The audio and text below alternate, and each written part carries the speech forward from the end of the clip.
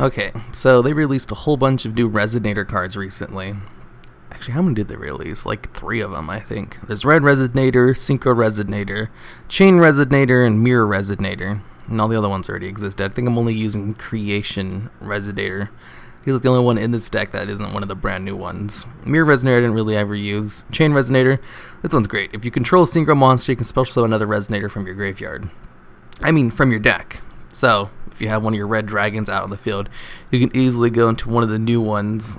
Like, Red Dragon got a whole bunch of new support for his Synchro versions. He now has a level 9 version, a level 10 version, and, of course, a level 12 version. He got a new level 12 version as well. So, this deck goes into Red Nova Dragon really easily, because it spams Synchro monsters like crazy. Because Red Resonator, he can special summon a card from your hand. He can be any card when he normal summons himself, so that's really nice. He has like a Goblin Birch effect. In fact, I think it's exactly the same as Goblin Birch. And since he's a tuner type monster, that's pretty good. Also, if he's special summoned, you can gain life points equal to the attack of a monster on the field. So if you have Red Nova Dragon out, you can get like 4,000 life points, because this guy goes up to a crap ton of attack when you have tuners in the graveyard. And this deck gets tuners in the graveyard like crazy.